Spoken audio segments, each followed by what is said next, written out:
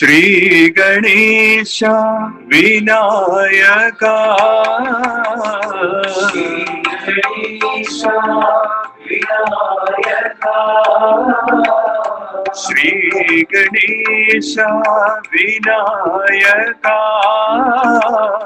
श्री गणेश विनायका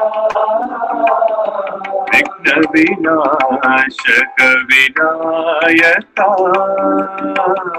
विघ्न विनाशक विनायका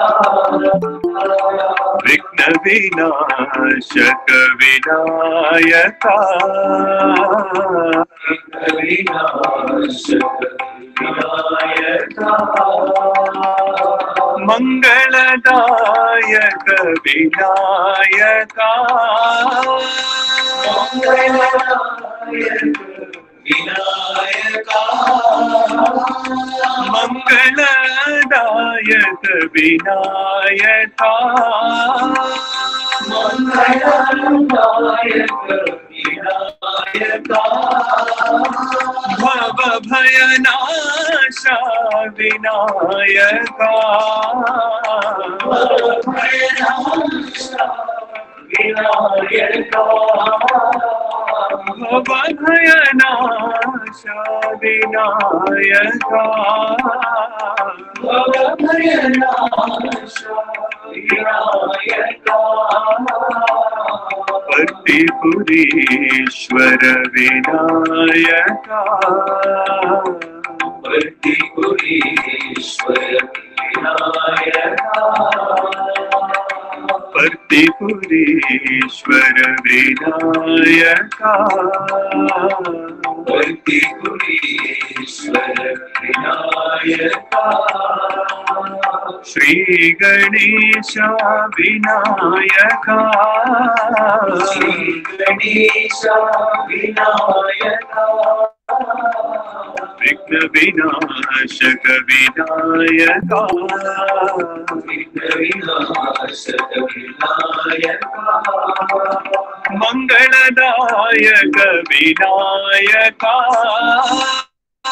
मंगलदायक विनायका भव भयनाशा विनायका भयनाशा विनायका वर्तिपुरीश्वर विनायका वर्तिपुरीश्वर विनायका वर्तिपुरीश्वर विनायका वर्तिपुरीश्वर विनायका श्री गणेश विनायका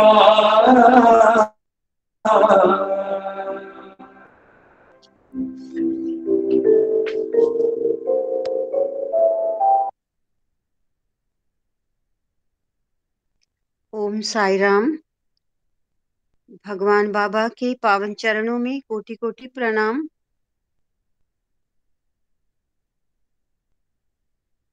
एवं आप सबके हृदयवासी श्री भगवान के चरणों में हमारा नित्य निरंतर नमन।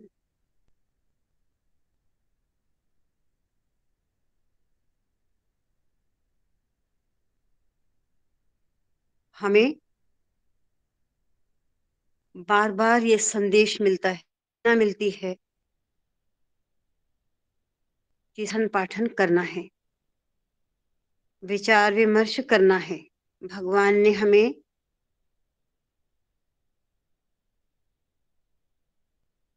बहुत बड़ा इस पीरियड में सौभाग्य दिया कि हम भगवान का साहित्य का अवलोकन हमें समझाना चाहते हैं, लेकिन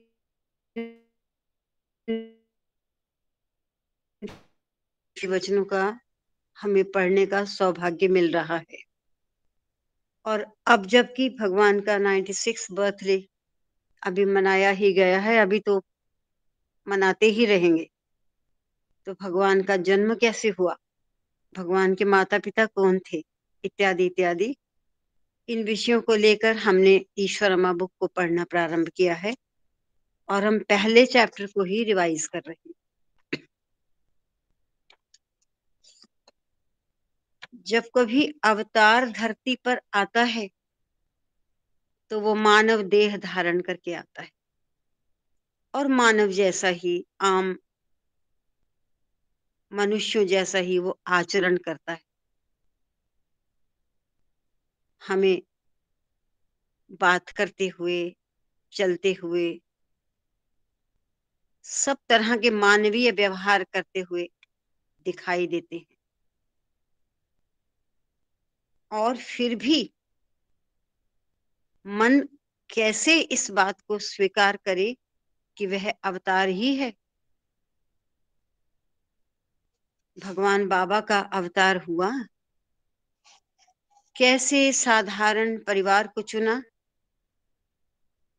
और कैसे गांव को चुना जिसको कोई जानता भी नहीं था।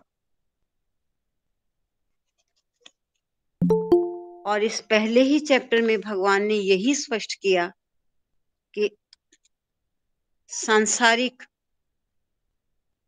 मनुष्य पति पत्नी की चॉइस कर सकते हैं, चुन सकते हैं, लेकिन अपना जन्म नहीं कि हम कहाँ जन्म लेंगे।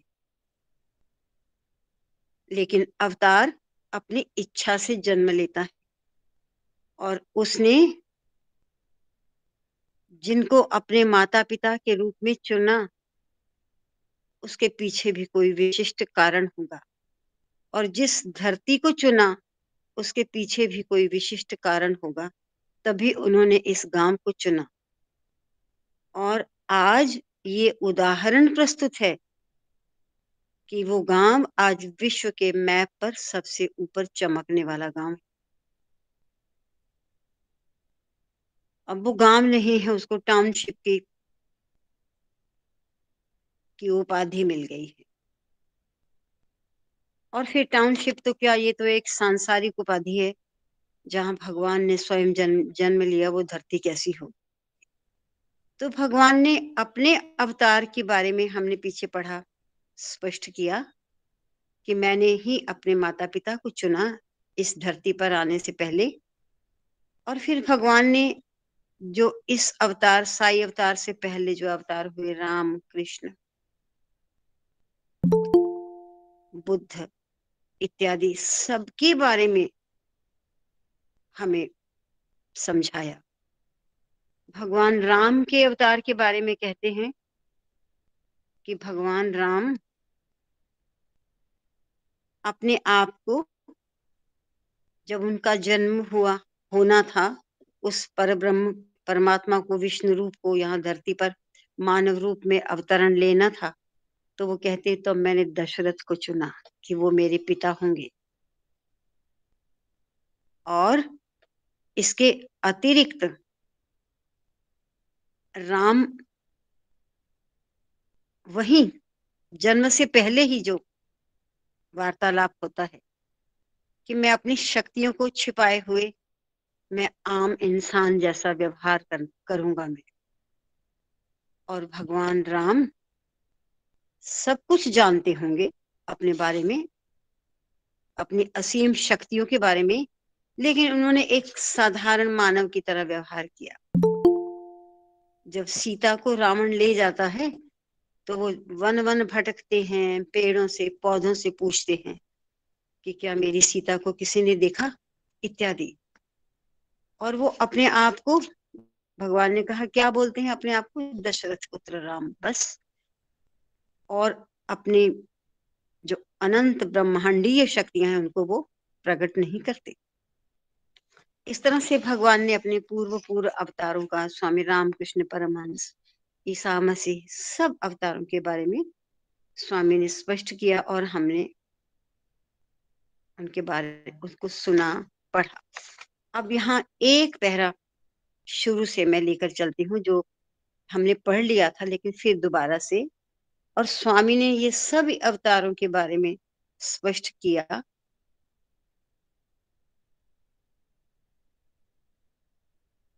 और स्वामी रामकृष्ण परमहंस अनेक बार ये स्पष्ट किया कि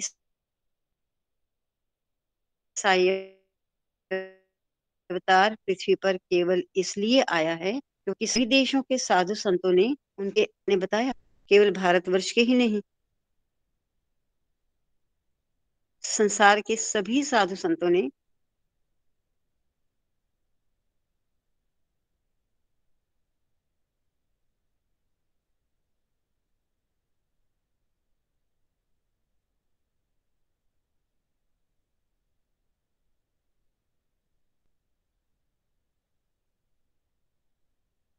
प्रार्थना की, जिन्हें दूध पिलाते कर्म सिद्धांत को मानता है कि कार्य कारणवाद को मानता है कि जो कार्य आज दिख रहा है उसके पीछे कोई ना कोई कारण होगा। कॉज इफेक्ट की थ्योरी को भारतीय दर्शन स्वीकार करता है, कारण कार्यवाद इसको बोलते हैं। तो भगवान ने कहा कि जो दूसरों के विषय में तो उनके कर्म ही ये निर्णय करते हैं कि वे कब, कहाँ और किस परिवार में जन्म लेंगे, और अवतार की कृपा की पहली पात्र माँ होती है। पिता जो अवतार की माँ की रक्षा और पालन पोषण करता है वो भी ख्याति प्राप्त करता है। माँ तो कृपा की पात्र होगी ही, जो संसार को दिखाने के लिए कि ये कोई साधारण बालक के रूप में, बच्चे के रूप में पैदा होगा, उसको वो अपने गर्भ में धारण करती है 9 महीने तक उसकी देख रेख करती है। इस अर्थ में कि लोग उसे देख रेख करता है, इस अर्थ में कि उसे अवतार का जनक कहते हैं। सन 1963 में जब पेड्डा वेंकप्पा राजू ने इस पार्थिव शरीर का त्याग किया, स्वामी के पिता ने, तो स्वामी ने एक छोटा सा संदेश उन लोगों के लिए छोड़ा जो पिता के ना रहने पर शोक मग्न थे। वह सनातन सारथी में प्रकाशित भी हुआ। ठीक है, तुम कहते हो कि वे एक महान आत्मा थे क्योंकि वे अपनी पूर्ण आयु में बिना बीमार हुए अपनी पूर्ण चेतना और सजग स्मृति के साथ स्वर्ग को सिधारे।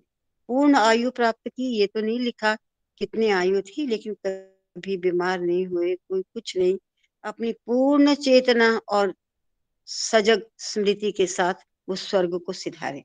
किंतु उन्हें केवल इतना ही आशीर्वाद प्राप्त ना था, वे तो केवल बाह्य लक्षण और संकेत मात्र है।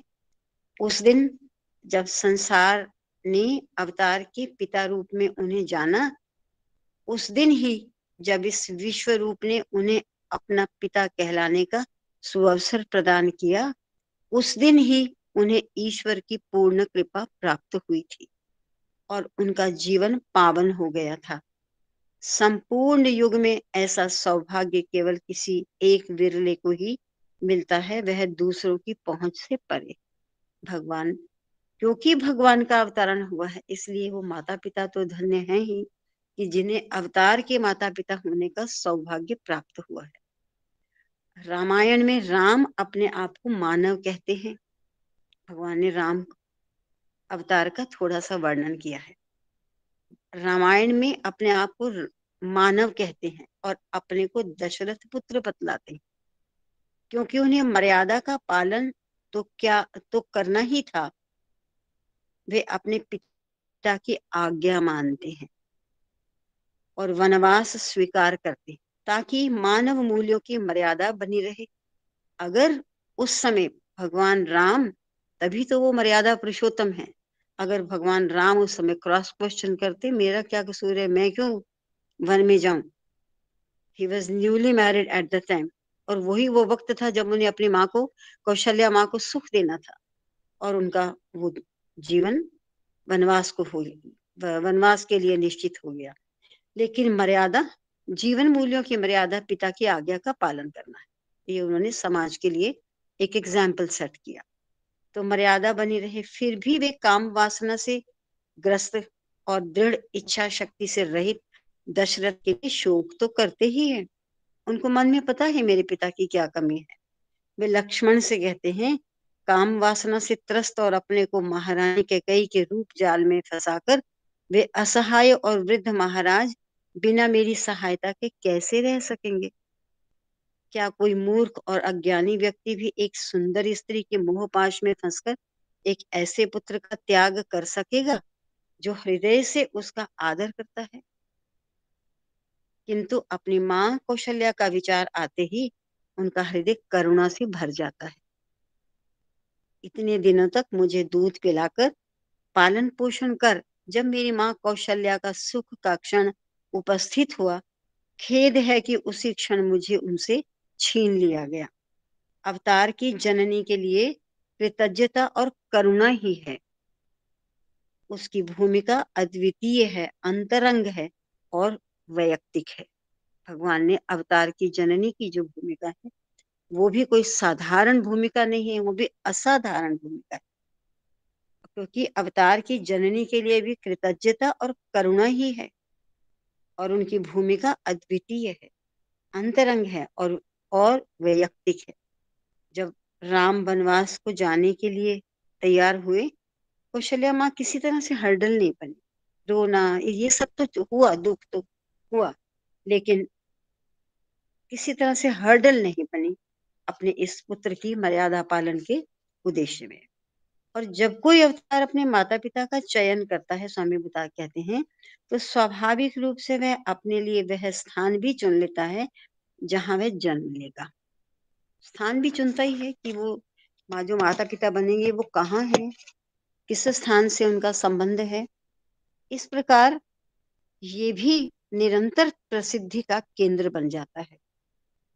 जो वो स्थान है स्वाभाविक है, वो भी प्रसिद्धि का केंद्र बन जाता है।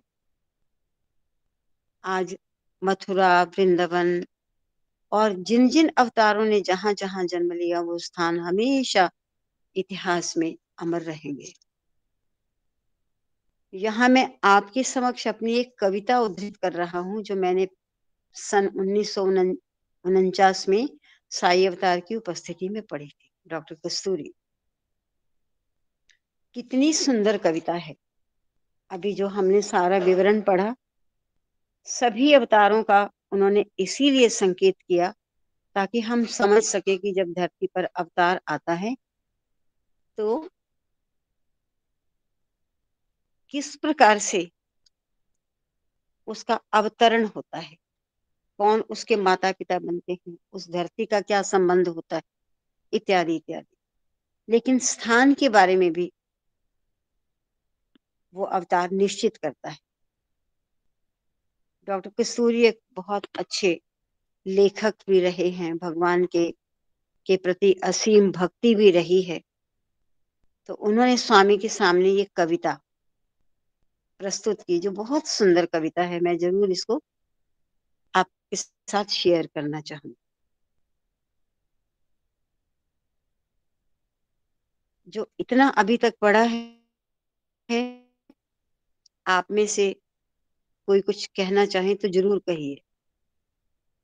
सूद दीदी, आप कुछ कहना चाहेंगे साई अवतार के बारे में? साई राम, हाँ जी, आपने हाँ। बहुत कुछ बता दिया है, बहुत कुछ बता दिया है। मैंने आज ही ज्वाइन किया है तो अच्छा, मेरे को पढ़े हुए काफी देर हो गई। दूसरी बात है, मेरे पास इंग्लिश की बुक है। अच्छा, आप कोई बात नहीं, ठीक है। देखिए, फिर भी आप जहाँ उचित समझें आप हमें गाइड कीजिए और ऐड कीजिए आप बीच में। क्या करना है, आप you are the best guide. तो चलो और खैर, जहाँ पे कुछ कहने की मैं कहूंगी कि मेरा कुछ योगदान हो सकता है तो जरूर कहूंगी। जरूर, हाँ जरूर कहिए आप।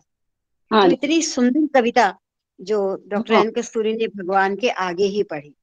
तो बस एक बात जरूर कहूंगी कि जी, जो आपने सारे अवतारों की बात करी है या बाबा के अवतार की बात की है कि ये सारा बुक पढ़े, ये चैप्टर पढ़े, सारे इंसिडेंट्स पढ़े, उसमें चाहे ईश्वरम्मा का पहला लाइफ देख लें, चाहे पुट्टापर्थी के लोगों की लाइफ देख लें जो मतलब पहले उनका रहा है, चाहे इधर वेंकप्पा राजू के मतलब जो पूर्वज थे, जो उनके बाप थे, उनके दादा थे, जो जो थे, उनका लाइफ देख ले, उनकी डिवोशन, उनकी प्योरिटी, उनका भगवान के साथ अपना जितना क्लोज संबंध बना रहा, वो ही कारण है पुट्टापर्थी जो चुना गया बाबा के द्वारा कि भाई मेरा स्थान ये होगा।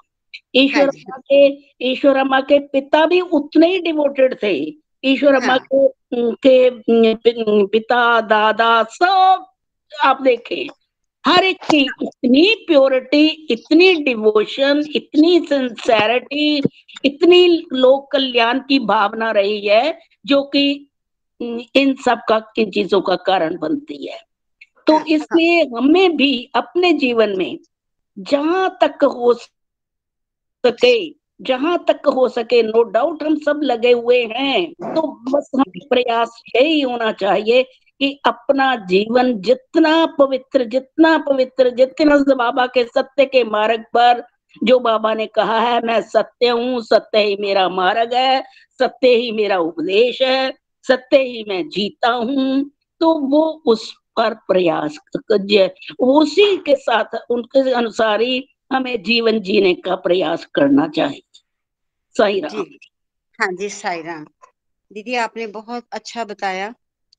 इस पॉइंट को हमने थोड़ा सा ही पहले भी डिस्कस किया कि भगवान ने इन माता पिता को क्यों चुना।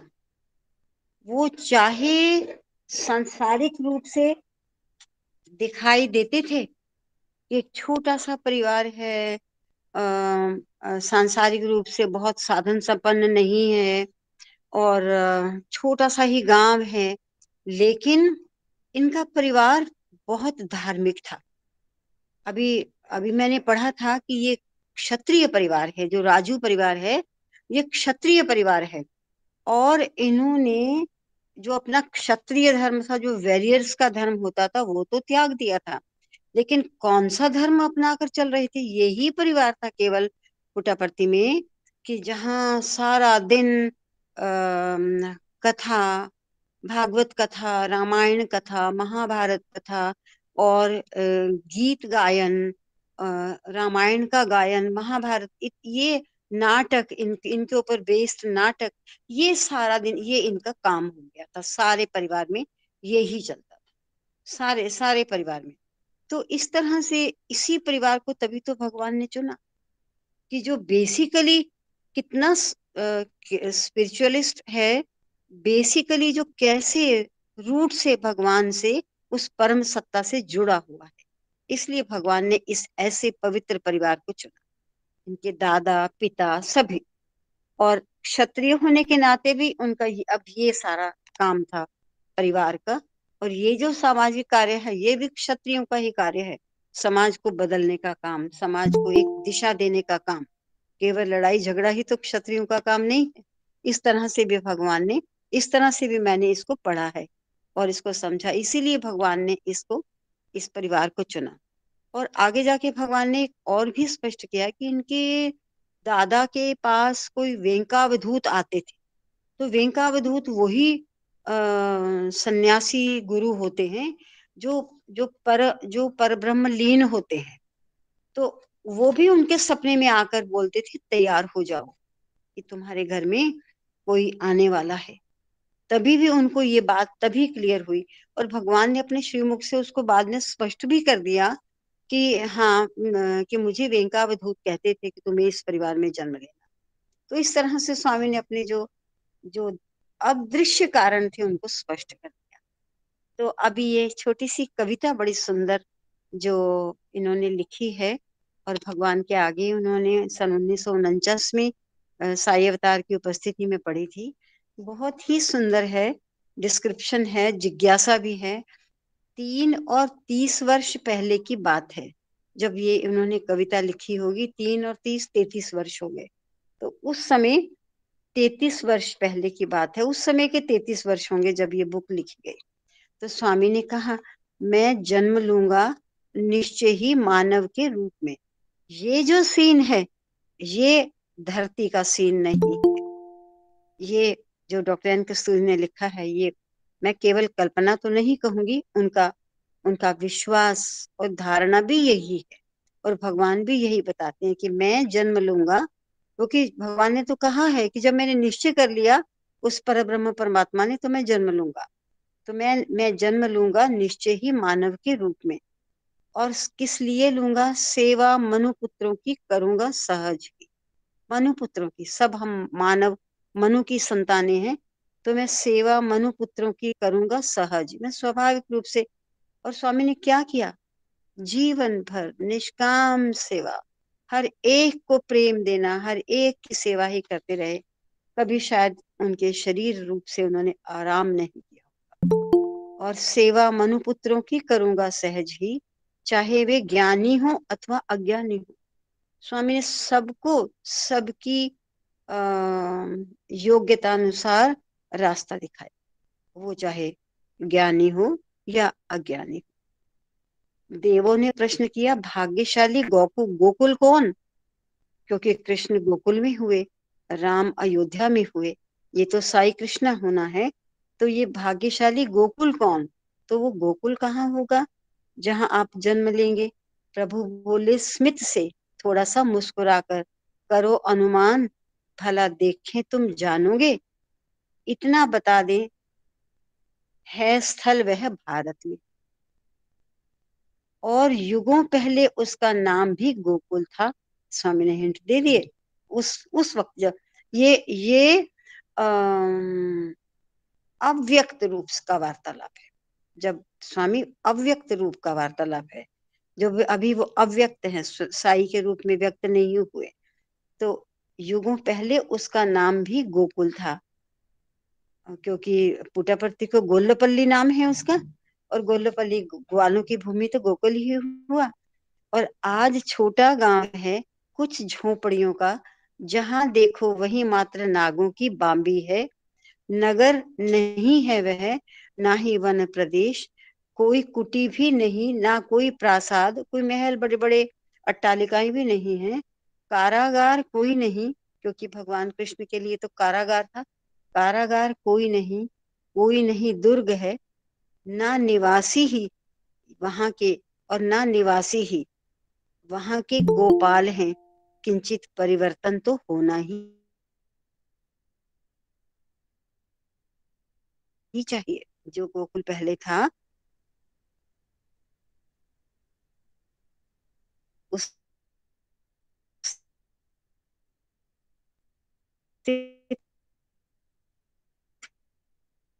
थोड़ा परिवर्तन तो होना ही चाहिए। गांव को रेतीले तट उसकी तलहटी में, जब मैं मन चाही क्रीड़ा कर सकता हूँ।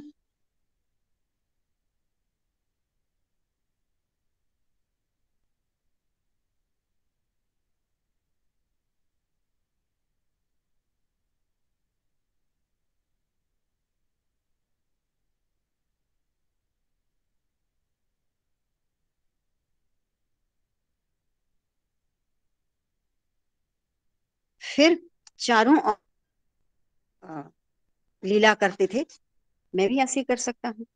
और उसके गिरिमाला है, आसपास तो पर्वतमालाएं हैं, तलहटी है ना ये तो, पुट्टपर्ती पहाड़ नहीं है, तलहटी है ये। और उसके गिरिमाला है, पर्वतों की मालाएं हैं, जिसका रंग दिवा निशा बदला ही करता है, जिसका रंग दिवा निशा रात दिन बदला ही करता है। वो जो गिरिमालाओं के ऊपर प्रकाश सूर्य का पड़ता है तो चमकने लगती है, रात होती है तो काली काली लगती है। तो जिसका रंग दिवा निशा, दिवा का मतलब दिन और रात, बदला ही करता है। श्याम, फिर भूरा, फिर नीलिमा लिए हुए, पहले काला सा दिखता है बहुत अंधकार में, फिर भूरा सा थोड़ा, फिर नीलिमा लिए हुए, थोड़ा नीलापन सा लिए हुए, देव पर निश्चय ना कर सके स्थल, बोले प्रभु इतना पर्याप्त नहीं। लेकिन इतना जो कुछ आपने बताया, इतना तो बहुत काफी नहीं है। थोड़े से चिन्ह 5-6 ही सही दीजिए, थोड़े से और। मेघों के छुटपुट से टुकड़ों से शोभित नभ, हरिख के तोरण सा, कभी दीख पड़ता है और कभी लगता है प्रकृति ने स्वयं ही टांगी हो पंखों की झंडियां गगन में। ये तो हम भी देखते हैं कैसा आकाश होता है वहां पर। मेघों के छुटपुट से टुकड़ों से शोभित नभ, छोटे छोटे मेघों के टुकड़ों से वो नभ आकाश शोभायमान होता है। हरिक के तोरण सा, तोरण होता है जो मेहराबदार दरवाजा, मैं हरिक शब्द नहीं समझ पा रही हूँ दीदी। हरिक के तोरण सा, तोरण जो मेहराबदार, जो वो हमने भी देखा, जो वो 7 रंग अक्सर पुट्टपर्ती में दिखाई देंगे। और वो बिल्कुल वो जो जिस तरीके से झुके हुए से होते हैं वो तोरण ही लगता है, तोरण द्वार है। कभी दीख पड़ता है और कभी लगता है प्रकृति ने स्वयं ही टांगी हो पंखों की झंडियां गगन में। और ऐसे लगता है कि कुदरत ने पंखों की झंडियां आकाश में टांग दी हों। थकी हुई धरती पर धान और गन्ने की कंद और मूलों की एक नई छवि सी। और इस थकी हुई धरती पर वही है एक स्थान जो जो धरती को नया नवेला करता है, धरती को सुनहरा बनाता है, खुशहाल बनाता है। थकी हुई धरती पर धान और गन्ने की कंद और मूलों की एक नई छवि सी। गहरा हरित प्रधान मानो ओढ़ ओढ़ कर, वहां गन्ने की खेती बहुत, धान की खेती बहुत, जंगल सा रहा है तो कंदमूल भी होते होंगे। और एक नई छवि सी है, गहरा हरित परिधान मानो ओढ़कर, गहरे रंग का, क्योंकि फसलें होती हैं हरी हरी, बहुत सुंदर लगती हैं। तो मानो धरती माता गहरे हरे रंग के परिधान को, वस्त्रों को ओढ़कर खड़ी है वसुधा किसी के दिव्य स्वागत में। ऐसे लगता है वो हरे रंग के परिधान को, चुनरी को ओढ़कर मानो वो किसी के स्वागत में खड़ी है। गोधूली बेला में थकी हुई गो पंक्ति भारी पग चलती है। गोधूली बेला को गौवे ही गौवे हैं। तो गोधूली बेला में जब गोधूली शाम का समय जब होता है, जब रात, जब संध्या होने को है, सूरज छिपने को, वही गोधूली का समय। तो गोधूली बेला में थकी हुई वो पंक्ति, गौओं की पंक्तियां भारी पग चलती हैं, थक सी जाती हैं, इसलिए वो भारी पगों से चलती हैं। और दूध से भरे थन, थन उनके दूध से भरे होते हैं। माँ का वात्सल्य मानो उमड़ सा रहा हो। ऐसे लगता है कि माँ अपने बच्चों को दूध पिलाने के लिए तैयार है, और अपनाने को भूखे वत्स, और बहुत बड़ी उत्सुक अपनाऊं, उनको दूध पिलाऊं। मानव दृष्टि सीमा से परे,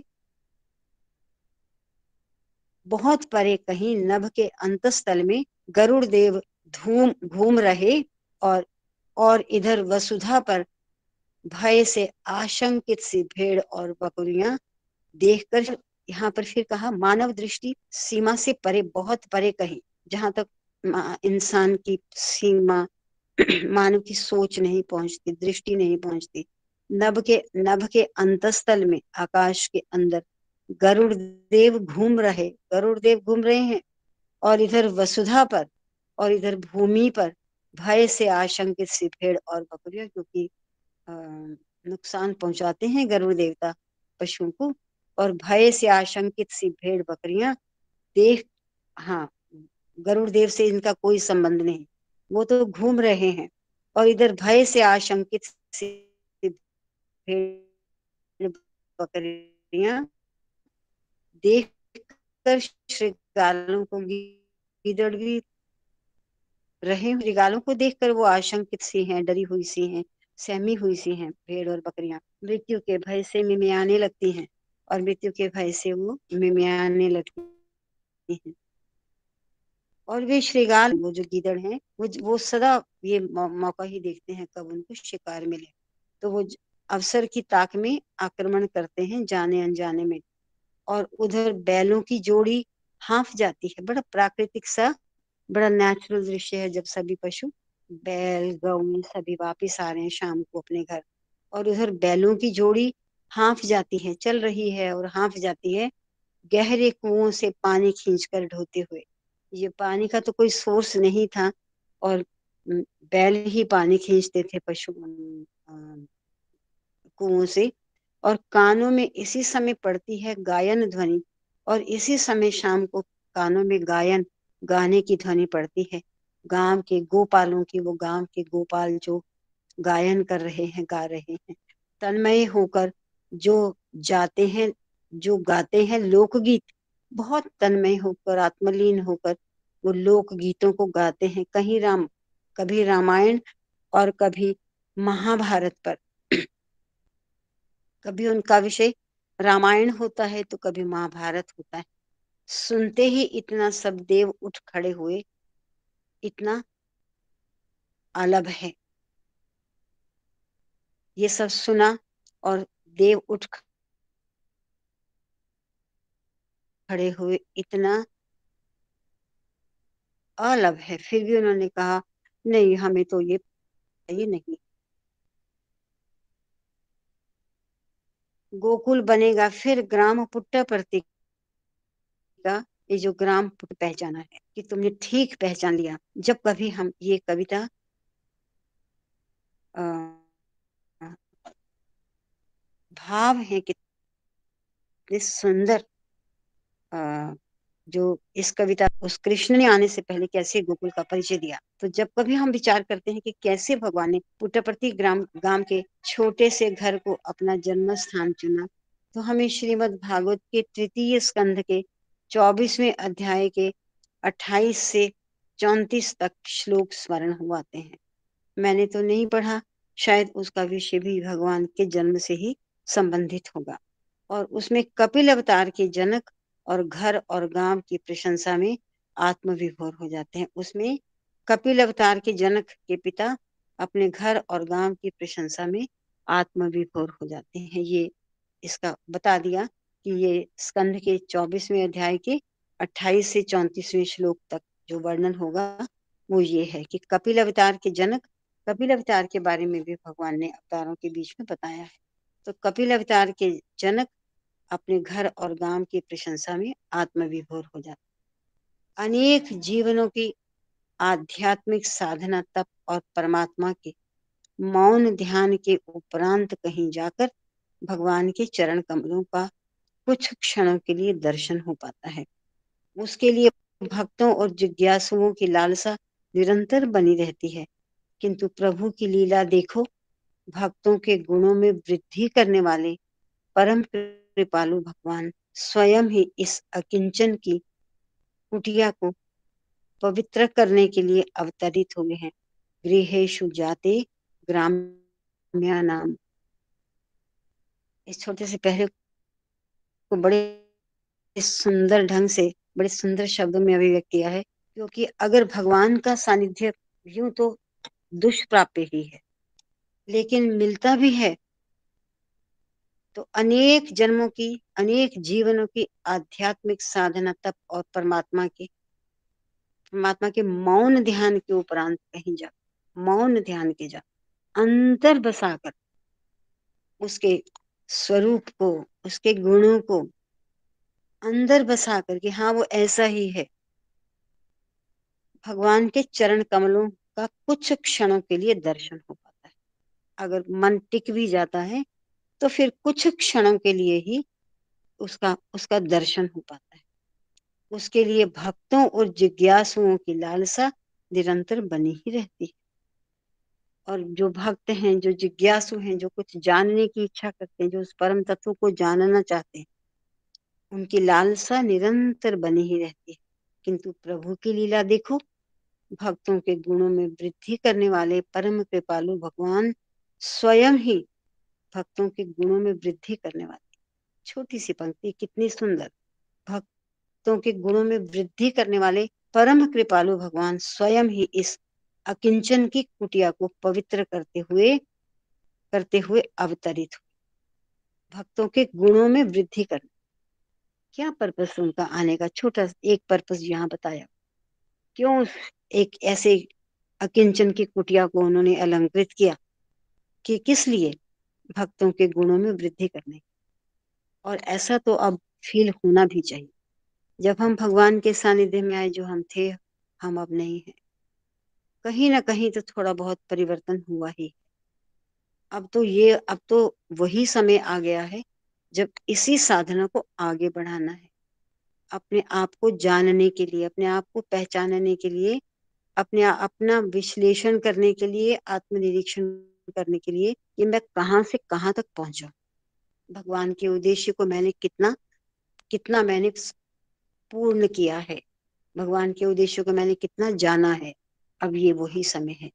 तो भक्तों के गुणों में वृद्धि करने के लिए, गुण तो हैं भक्तों में जो भगवान के सानिध्य में आए, लेकिन उन गुणों में और अधिक वृद्धि करने के लिए परम कृपालु भगवान स्वयं ही इस अकिंचन की कुटिया को पवित्र करने के लिए अवतरित हुए। गृहेषु जाते ग्राम्या नाम जो गांव, ग्रामीण परिवेश के जो लोग हैं उनके घर में जाते उनके उत्पन्न हुए हैं। तो मानव इतिहास में अयोध्या और वृंदावन के समान ही रत्नाकर राजू के परिवार और पुट्टपर्ती ग्राम का नाम स्वर्णाक्षरों में लिखा जाएगा, क्योंकि इसी स्थल को भगवान ने अपने जन्म के लिए चुना।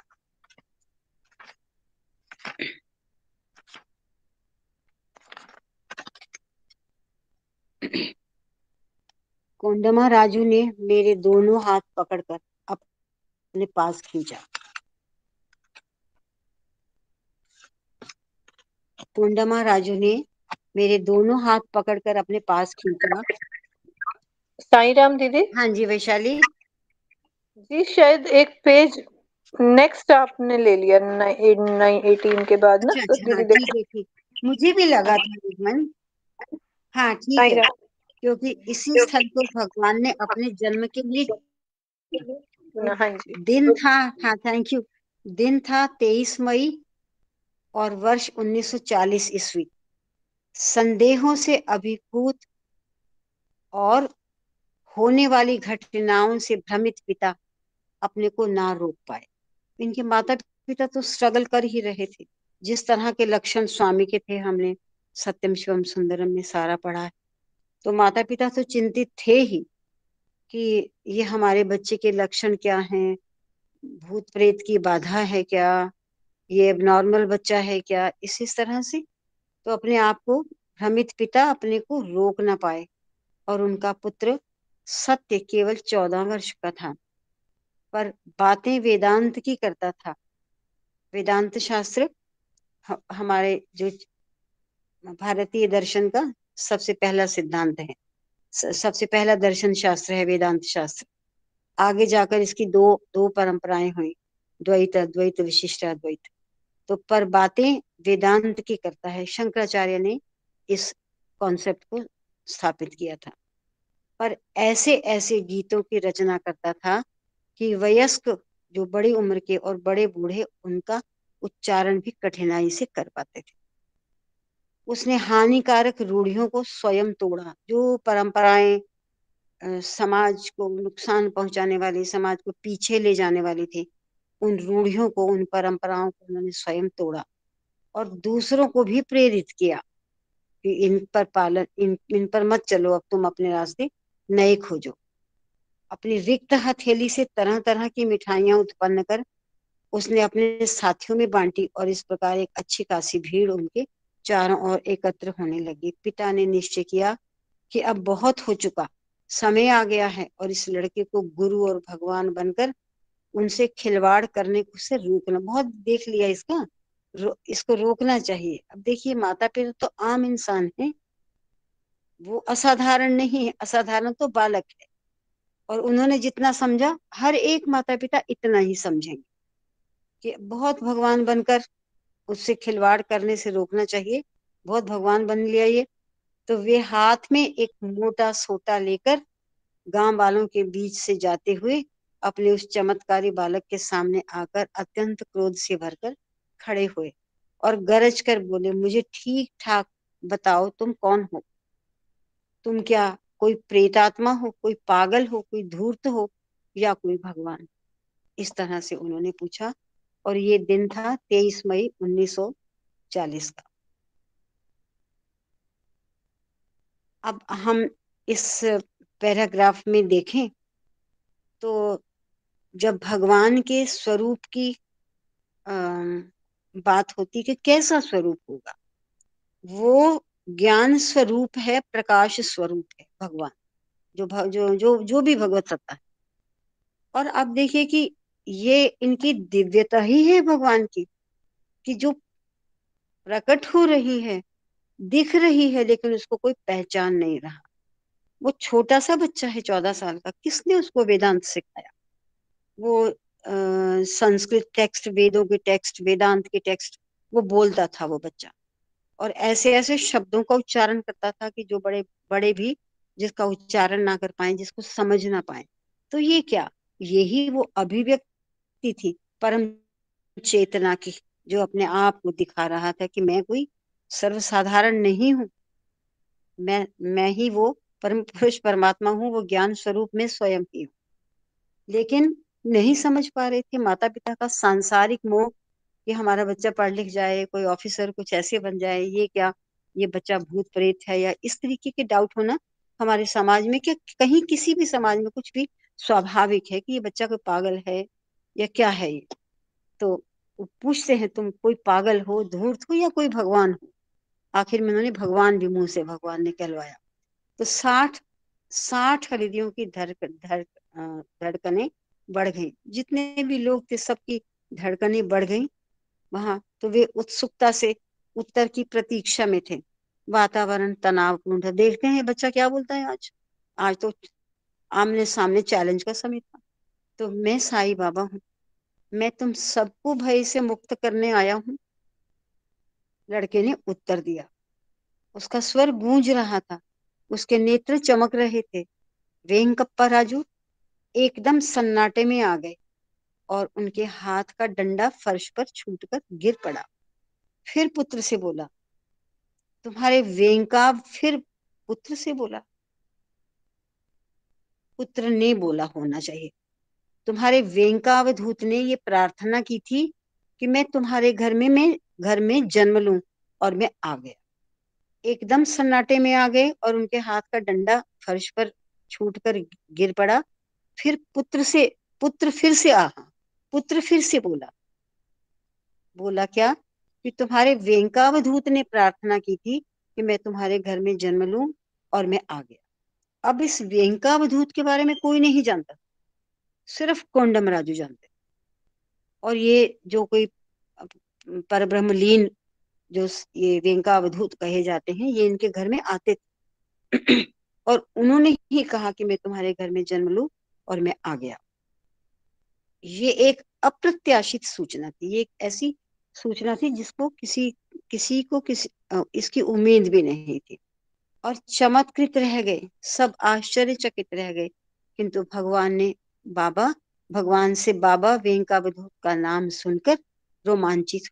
किंतु भगवान से जो बाबा इनके बाबा वेंकावधूत का नाम सुनकर रोमांचित हो गए, और उन्होंने एक निश्वास को रोका, और लोगों ने उन्हें गिरते गिरते बचाया।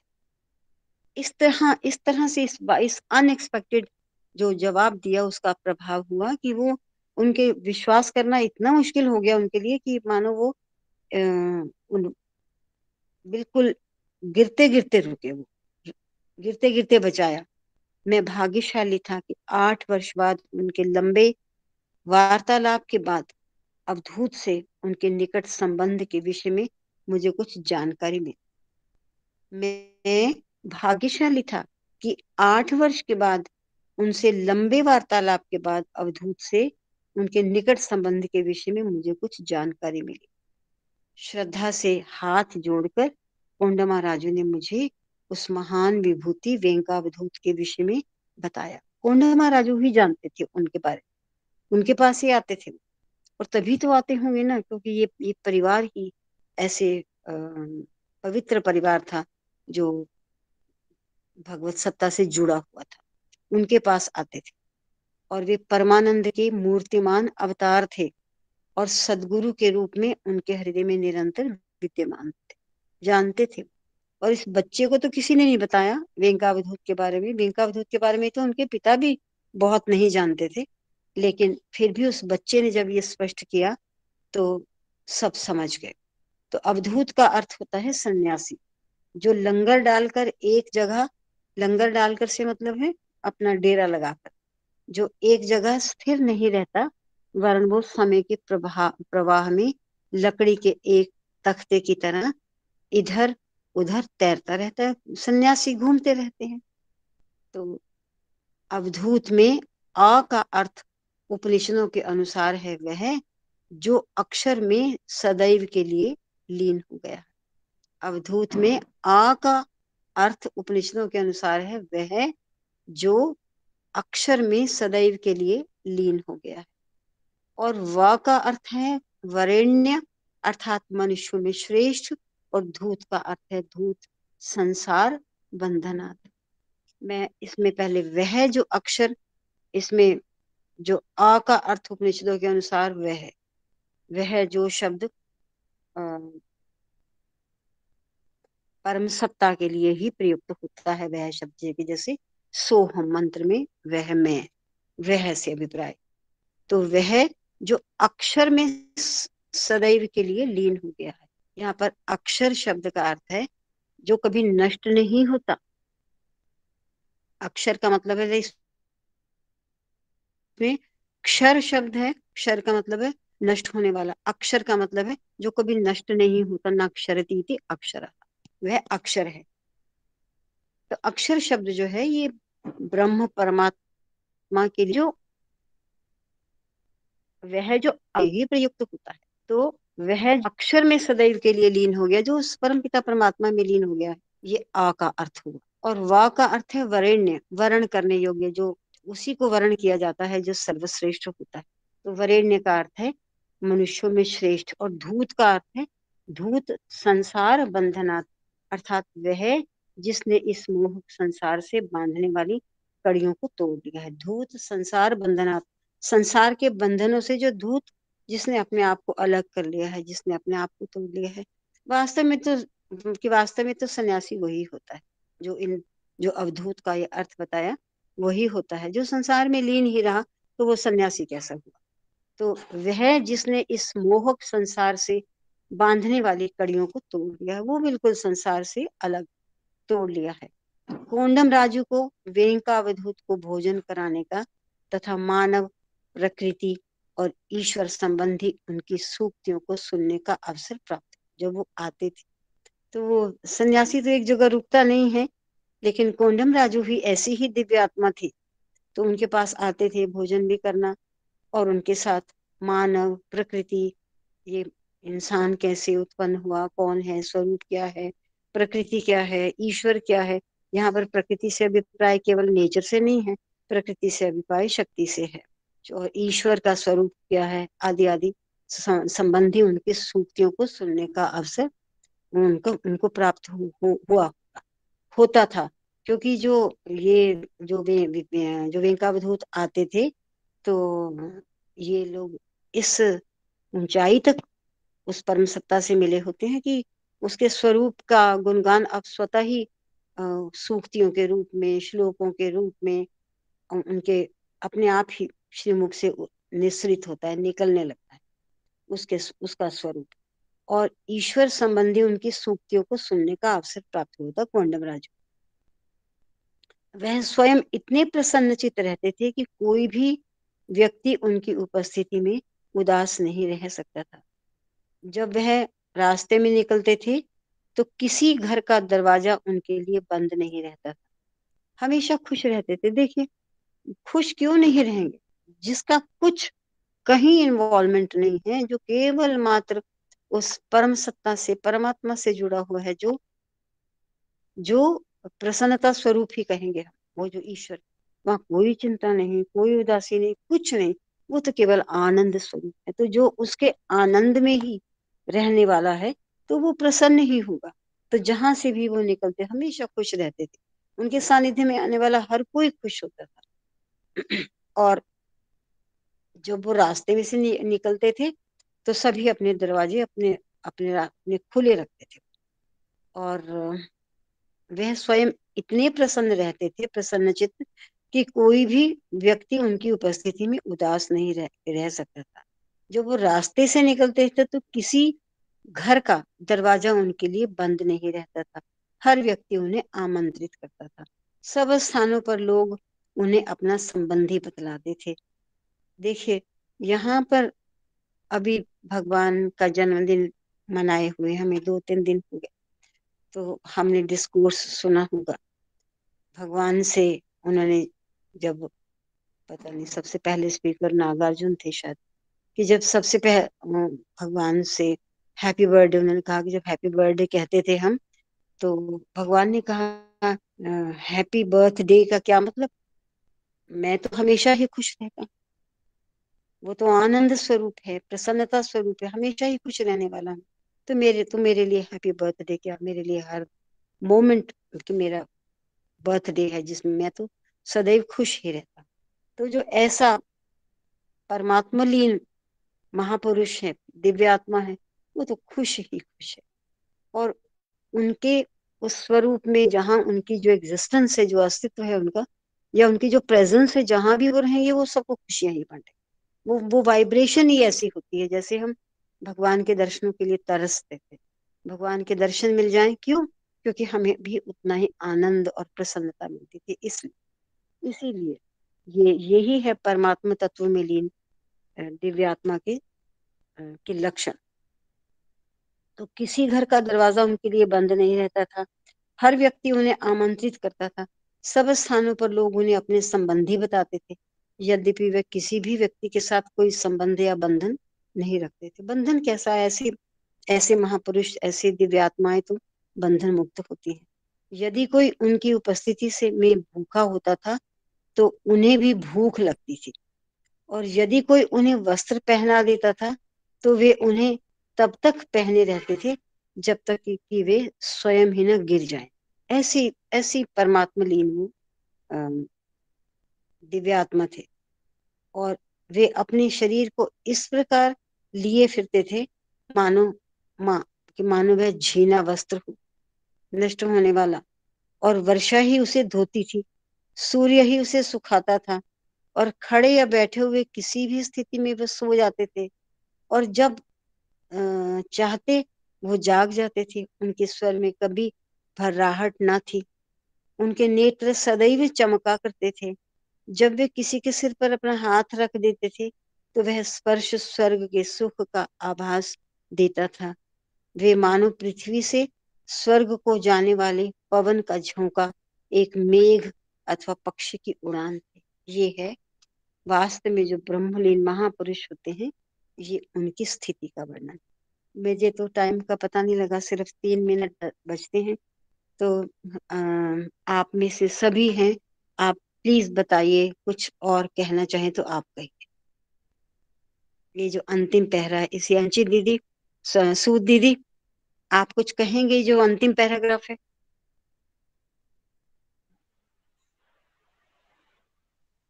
साई राम। हाँ जी, मैं साई राम।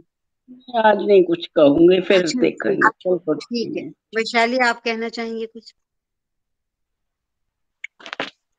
नहीं, बहुत सुंदर दीदी, आप साथ साथ एक्सप्लेन कर रहे हैं। एक बस आ रहा था सवाल मन में, अवधूत का पूरा मीनिंग बताया आपने। हाँ, ये इसमें लिखा हुआ है। हाँ जी, हाँ लिखा, हाँ पढ़ रही हूँ मैं साथ साथ। वेंका, हाँ, वेंका फिर नाम है क्या दीदी? वेंका अवधूत जो कह रहे हैं, वेंका। वेंका का तो नहीं इन्होंने लिया, अवधूत लिया है, तो हो सकता है वेंका नाम ही होगा।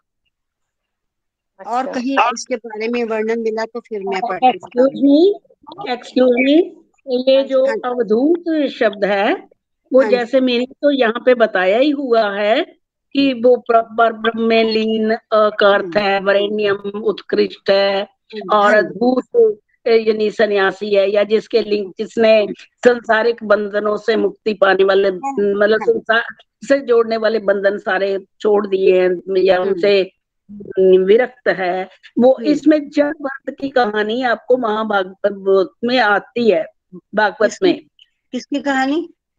भागवत में जड़ अच्छा, भरत की जड़ कथा, भारत की, हाँ हाँ, जड़ भरत की। जड़ भरत की कहानी, हाँ जी। हाँ, उसको 2-3 जीवन तक मुक्ति नहीं मिली थी, तो हम्म उसने मतलब एक की साधना दूसरे जन्म में, दूसरे की तीसरे में करके, जब तीसरा जन्म हुआ था, शायद हम्म आपने पढ़ा होगा, आपको अब नहीं याद आ रहा होगा, कि हम्म, वो जन्म में ना वो एक हिरनी थी, उसको हाँ हाँ नदी हाँ से हाँ, हुए, तो उसके बच्चे के फिर उसके पालना के साथ जुड़ गए, तब जी भी जी, उनका मतलब उनको मुक्ति नहीं मिली थी। फिर हम्म अगले जन्म में वो फिर जब इंसानियत में आई थी, कि मतलब ह्यूमन फॉर्म ली, तो वो एक जड़ भरत बन गए। कहने का मतलब कि जैसे यहाँ पे है कि ना उसको भूख का पता है, ना प्यास का पता है, ना कपड़े पहनने का पता है, ना नहाने का पता है, ना सोने का पता है, ना जागने का पता है। तो जब वो कपिल वो कौन था, हाँ कपिल मुनि, जो हाँ, जो सांख्य जो वो दर्शन सांख्य शास्त्र के जा रहे थे, तत्व। तो जो राजा जा रहा था, तो राजा ने कहा कि ये इसको कहो कि ये जो उसकी है रथ, उसको खींचे। तो वो धीरे चल रहा था। वो तो इसलिए धीरे चल रहा था कि भाई कोई कीट पतंगा मेरे से हिंसा ना हो जाए। तो वो राजा बार बार कहे इतने हट्टे कट्टे हो, सब कुछ हो, तो आप क्यों नहीं तेज चलते, क्यों नहीं चलते? जो या बाकियों को कहे, बाकी कहे जी हम तो 3 चलते हैं, ये चौथा जो है ना, जो अभी आपने एंगेज किया है, वो नहीं चल रहा। वो बार बार सुनता रहा, बोला नहीं। उसके बाद उसने कहा कि तो आप ठीक है, आप जा रहे हैं, मैं तो सिर्फ एक शरीर का बोझ ढो रहा हूँ, शरीर का बोझ ढो रहा हूँ। मेरे शरीर, वैसे शरीर को कोई कष्ट हो या ना हो, मुझे कुछ नहीं पता। मतलब वो दूत की बात जो आपने भी कही, अब दूत जो की बात कही, वो यही है कि उसको शरीर का लेश मात्र भी आभास नहीं है, बिल्कुल छोड़ चुका है।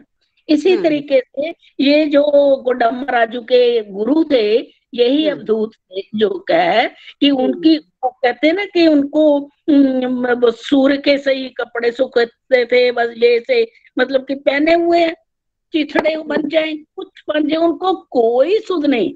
और आपने तो वो आनंदमयी माँ का के दर्शन भी किए, आप तो उनको सानिध्य मिला है आपको। तो मैंने मतलब दर्शन वगैरह तो नहीं किए, लेकिन सुना है कि वो भी मतलब ऐसे ही बस बैठी हुई रहती थी। तो बैठी है, लेटी है, कुछ भी है, तो उसको बिल्कुल नहीं पता, कोई मुंह में डाल दे खाना निकल लिया, नहीं तो नहीं। किसी ने बाल ठीक कर दिए तो हो गए, नहीं किए तो ना सही। तो ये है मतलब ऐसी जो उसकी है, क्या कहें, मतलब अवेयरनेस, वो शरीर के प्रति अवेयरनेस, आई मीन टू से, कि नहीं है बिल्कुल। वो नहीं होती। बस इतना ही कहूंगी। वो मैं वैशाली को मतलब और क्लियर करने के लिए कहा, हो सकता है अभी ना क्लियर हो सका हो अवधूत का मीनिंग। नहीं तो हो मतलब रहा है। इस तरह का जीवन था जो ये जो अवधूत जो ये कोडम्मा राजू के गुरु थे। हाँ जी, बिल्कुल।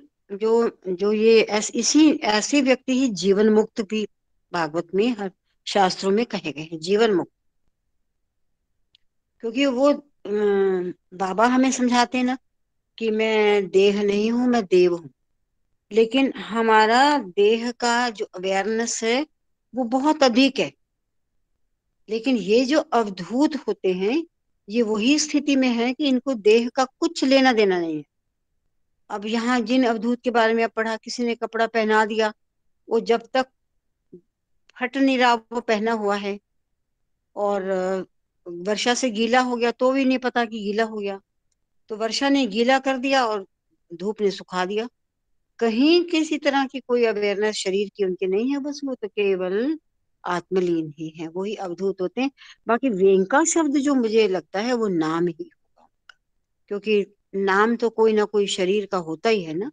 तो हो सकता है परंपरा में उनका ये नाम होगा वेंका। हाँ, ये तो नाम लग रहा है। हाँ जी, साई राम। अब प्रार्थना करते हैं। हाँ जी। हाँ जी, बहुत हो गया। आप सब भी जरूर पार्टिसिपेट किया करें। इतना इतना सुंदर ये हम कितनी बार भी पढ़े उतनी बार ही ये सब नया है हमारे लिए, जानने योग्य है, समझने योग्य है भगवान की जीवनी को, कि किस परिवार में कैसे आए, क्यों आए। कोई साधारण परिवार नहीं था, ये असाधारण परिवार था जिसमें स्वामी आए। वो सांसारिक रूप से चाहे पुष्ट ना हो, कोई प्रॉब्लम नहीं, लेकिन इसी उसका जड़ें कहाँ है देखिए आप। जो हमेशा परमात्मलीन परिवार था, हमेशा जहाँ भागवत चर्चा, महाभारत की चर्चा, रामायण की चर्चा होती थी, ये था उस परिवार का काम। ओम शांति।